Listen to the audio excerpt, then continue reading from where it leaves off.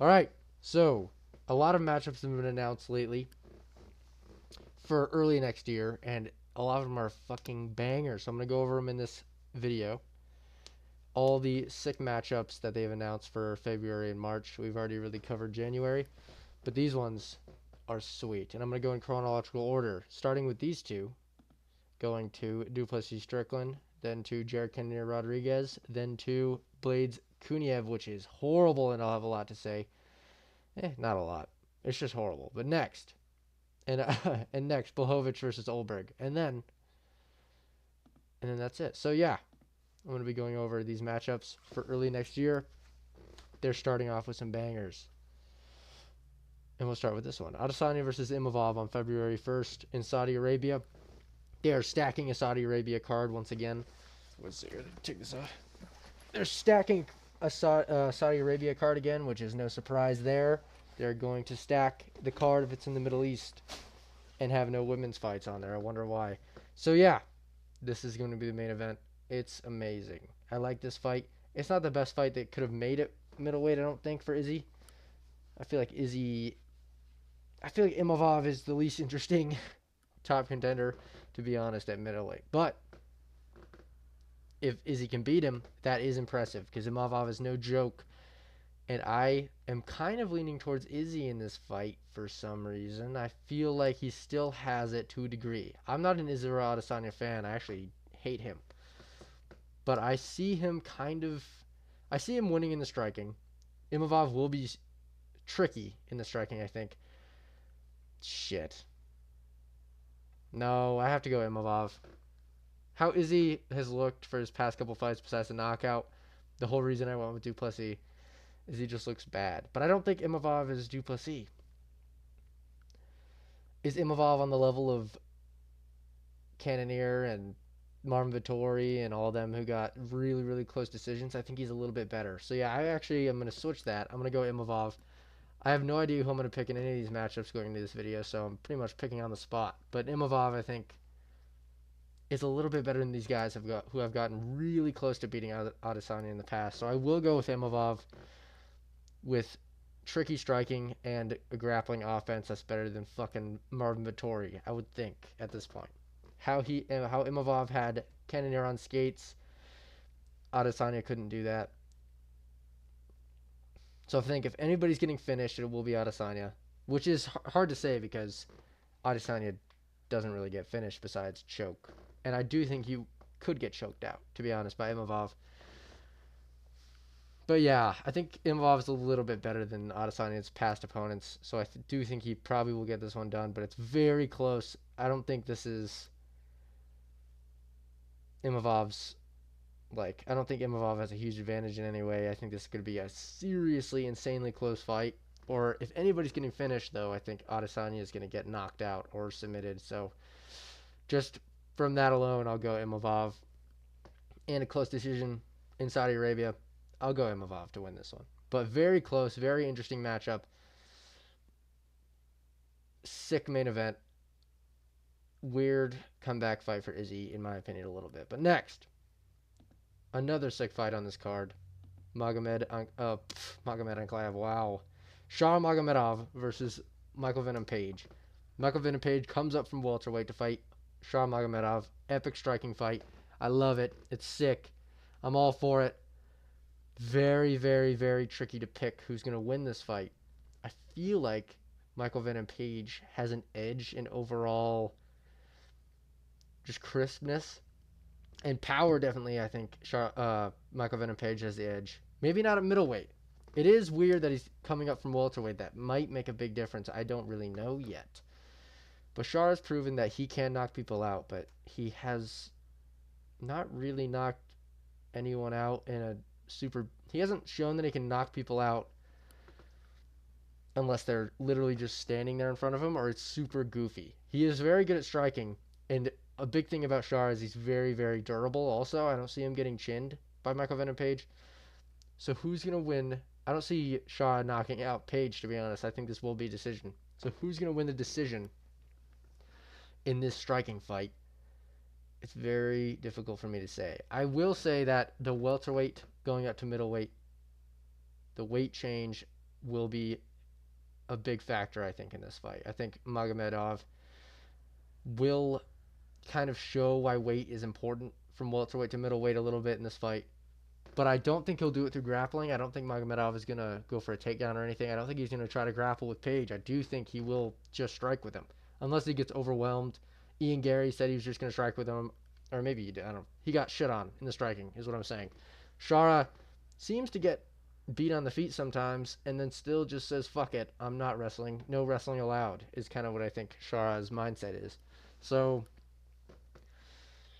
who's going to win the volume striking at this point? I might lean with Shara volume base wise because it will be a decision. It will be in Saudi Arabia again. Very big star there. If we're going by volume, Venom Page likes to throw hard, but not a lot. And Shara likes to throw a lot and not super hard. I kind of like that from Magomedov just because Magomedov has a damn good chin. I don't see him getting slept. And whenever he gets hit, I'm sure he'll come in with a couple more. I think Magomedov will probably have, or I meant Paige will probably have the bigger strikes of the fight. But Shara will have a lot more, is how I think this is going to go. And I will probably go with Shara with a close decision. I don't think there'll be a finish. But it's a sick fight and super duper hard to predict, just like the one before. So I will go with Shara Magomedov to win this one by a very close decision. But I could change that on the week. Next, this one. Duplessis versus Strickland for a belt. Super sick. It's not that sick. Rematch. Chimaev is the cooler fight for this. I was wrong. I really thought Strickland was not going to get his way with this whole deal. But he did. He did get his way, and he gets his title shot. He gets a rematch. He gets his shot at proving that he got robbed in the first fight, which I don't think he did. I don't think he got robbed at all. I think it was very, very close. I did think he won the first fight, but it was not a robbery. In this rematch, I'm picking Duplessis by a lot more definitive results than the last fight, to be honest. I think if anybody's going to figure out the other's style, it's going to be Duplessis. Strickland doesn't change anything. He's never changed anything. He always fights the same. Duplessis is a wild card in everything he does. And I think if anybody's going to adapt to the style of their opponent, I think Duplessis is going to be the one to adapt. I think he's going to adapt hard. I think he's the only one getting better out of these two. Duplessis still has a lot to kind of hone in. And Strickland kind of seems to be at his limit of what he's able to move forward and do, which is a good limit to have. His limit is nothing to sneeze at. But Duplessis, I think, has gotten only better since their first fight, and I think he will make this look easier. And it will be a finish, I think. I think he does chin him. I'm going to go with the chinning for Duplessis in this fight. Still interesting, still good. The winner fights Chimaev. It's a huge fight either way, so I like this. I think it's cool. I think in order for Duplessis' legacy to be solidified, we do need to get this one kind of cleaned up. So I like this fight. I will go with Duplessis. I like Strickland a lot. I think he's funny. But the way he's been acting right now in this recent period of his career has been really cringe and really bad, and I don't like it. So hopefully he says some funny shit at the press conference, and hopefully, to be honest, he's going to make it boring either way. So I hope Duplessis wins, to be honest. But next, Jared Cannonier versus Gregory Rodriguez for a main event. So this is a main event for February fucking 15th, I think. This is... it's okay. I get Cannonier in the main... Do I? No, I don't get it. This as a main event doesn't really make sense. Cannonier is a name that people will recognize, and I do like Cannonier a lot. So I'm okay with this main event, but Cannonier versus Rodriguez to welcome Rodriguez into the rankings isn't main event worthy in my opinion. And also I don't think it should be Gregory Rodriguez at all fighting Cannonier, but it doesn't really matter.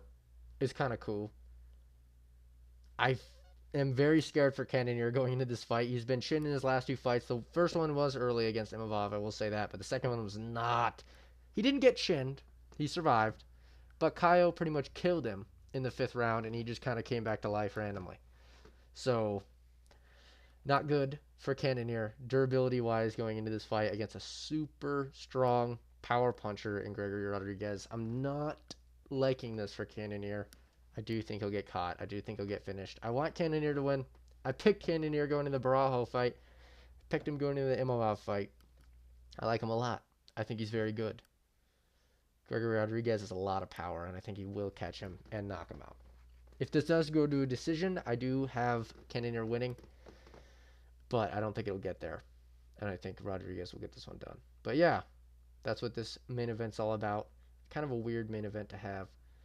But I think it will be a finish, and I think it will be fun.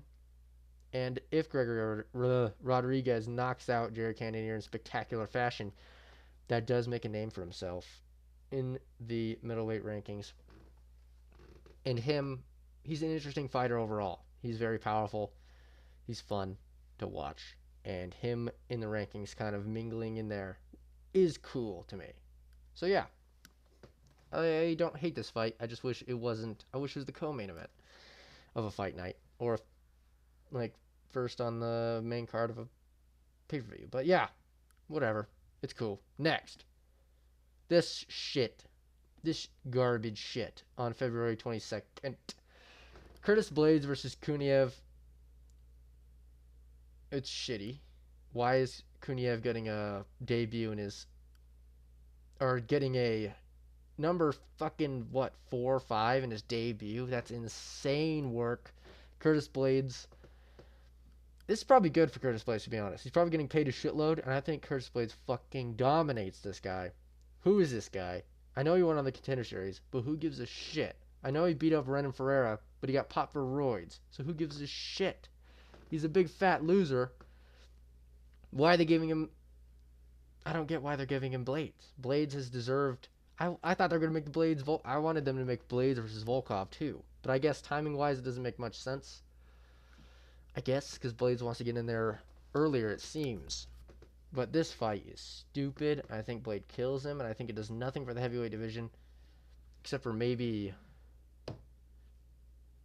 I don't know, get rid of Kunev. But even then, he's like, oh, if he does anything good, it's like, oh, he did good against Blades. He's top 5. They'll probably give him a big fight anyway after that anyway. So it's just like, this fight is stupid. Doesn't make any sense.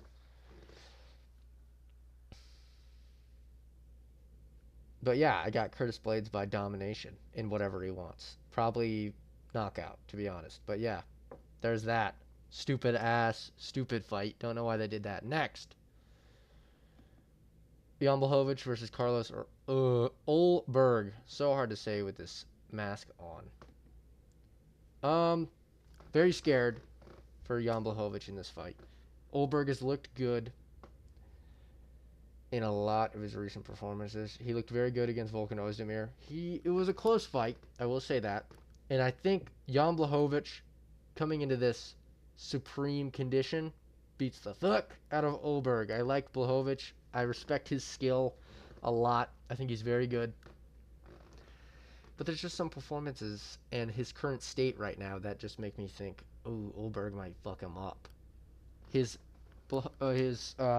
performance against Teixeira never gets out of my mind, to be honest, because he got fucked up by Teixeira. Granted, so did Yuri, so it's like, it's weird ranking Glover Teixeira in with these guys to me, and how embarrassing it would be for Blachowicz to get choked out by him, to me it's a little bit embarrassing. But he is good. He did become champ off that fight. He did beat up Yuri for a long time, so I'm willing to sweep that under the rug. But also, he's been injured for a really long time. I think going through a lot of surgeries. I don't like that for Blachowicz going into it against a Oberg with a lot of momentum. It scares me a lot. I think Blachowicz does have the ability to beat him. I think this is a very close fight. All these fights are very close except for the Curtis Blades one. But will he be able to withstand Oberg's momentum, pressure? Maybe Oberg gets a little bit gun-shy in the face of the Polish power, but I doubt it. So I'm very scared for Blachowicz. I think Oberg might be able to get this one done. I don't see him finishing Blachowicz, but Blachowicz has gotten finished before, so he could. It's just hard to say. But I'll probably go with Oberg right now. I could definitely change that. See some footage of Blachowicz fucking working it. I could change my mind, but as for right now, the momentum for Oberg, the freshness, the without injury is going to play a big part, or going to play a big factor in this fight. So I think I'm going to go with Carlos Oberg by probably decision. But yeah, these are my thoughts on the matchups coming up early next year. They're pretty good. I like it. So yeah, I'll see you soon.